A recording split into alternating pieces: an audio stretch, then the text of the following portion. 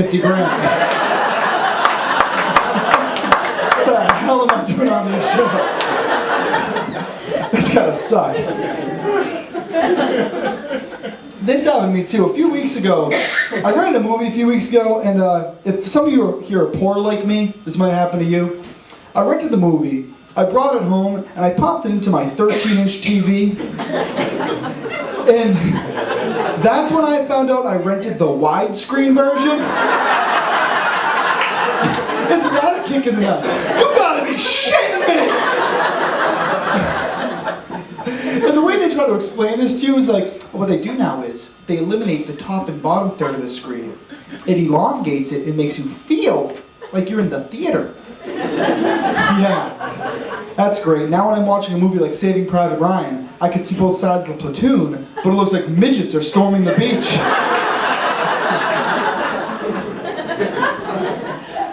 What's the first thing you see whenever you rent a movie? You know, before the previews, before everything, you always see that standstill image of the FBI warning you not to copy that movie. Every time I see that, all I think to myself is, aren't there bigger priorities for the FBI? And if not, how does that assignment get passed out with everything going on in the world? Like, listen up everybody, we've got 3 #1 priorities today. We have a sniper in Tucson, Arizona. We have a bomb threat in Cincinnati, Ohio. And Dave Williams of Lewiston, Maine is bootlegging copies of The Princess Bride out of his basements.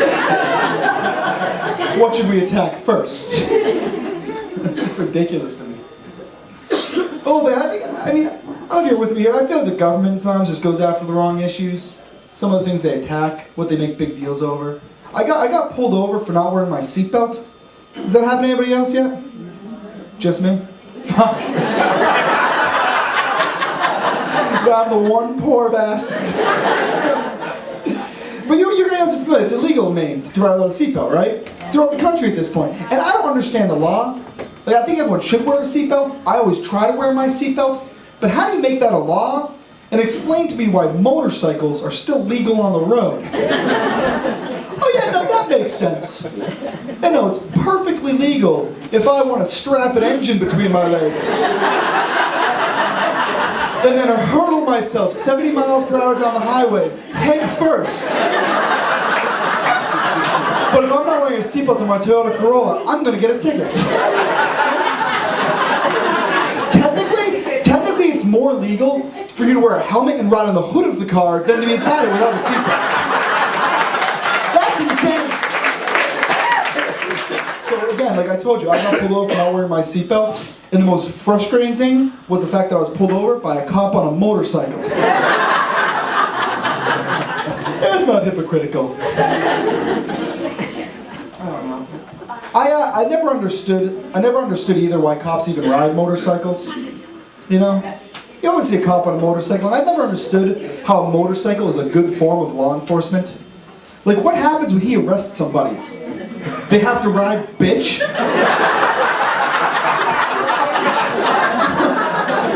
Isn't that the ultimate in a sobriety test?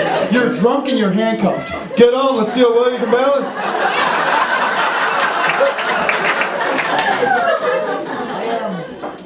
Lately I've been watching a lot of TV, and game shows in particular.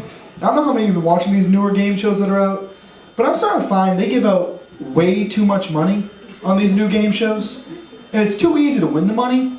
So I'm starting to feel bad for the people that are still going on the older game shows. You know, because I'll watch a show like Fear Factor. I'll see some guy win 50 grand for eating rhino balls. But then I'll change the station to like Jeopardy. I'll change the station to Jeopardy and I see some poor guy like, I'll take 16th century Kings of Zaire for $200.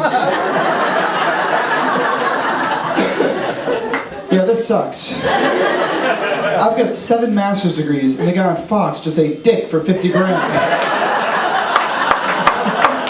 What the hell am I doing on this show? Have you guys ever heard the term? Have you ever heard the term, it's not the gift, it's the thought that counts? Bullshit. Bullshit! Thank you. I found this out recently with my girl now. I found out, I got her a pair of vibrating panties. You know the kind I can operate with a remote control? I give it to her. She looks at me and she's like, "What the hell were you thinking?" I'm like, I was thinking I was gonna get laid. Isn't it the thought that counts? She told me to go back to the store and think again. That's how that ends. Have the men here, any of the men here ever bought clothing for their woman before? No. Fuck, just me. I'm the idiot. Yes, thank you. Unfortunately. I was going to tell you this quick story. I'm going to get out of here. I tried getting my girlfriend. She was getting a new job. I got her a nice pair of pants. Thinking I was being nice, right? I gave her the pants, brought them home. They were too small. So what did she think? She thinks she's fat. Strike one for me. But I'm trying to be nice. I want to get it right. So I go back to the store at a later date, and this time I overshoot her size. I figure she can't be mad if the pants are too big, right? I get home, give her the pants, they're too big. Now she thinks that I think she's fat. Strike two.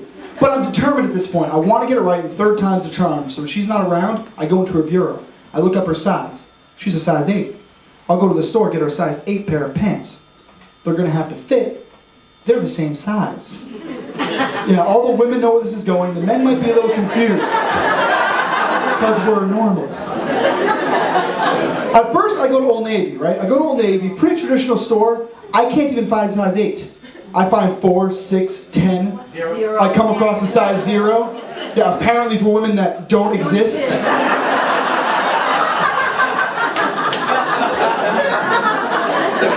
I get so frustrated trying to find the size 8 pair of pants, I go to one of the girls that works there. You know, one of the cute blondes, the walkie-talkie and headset? Like they're going to land a plane in an airport or something? And I say to the girl, I'm like, "Listen, I'm trying to get my girlfriend a size 8 pair of pants, and they have to fit. Can you help me?" "Of course I can help you, sir. Where is she a size 8? "I don't know, Sacco?" That's when she looks at me like I'm the idiot. "No, sir, you see a size 8 pair of pants at Abercrombie runs different than a size 8, let's say, at Old Navy." Yeah, that's when I snap. "What do you mean a size 8 pair of pants is different at different stores?" You know what I think? I think this is one giant conspiracy. Yeah, all the women of the world figure if men can't buy them clothing, we'll have to get them jewelry. Yeah, you like that, don't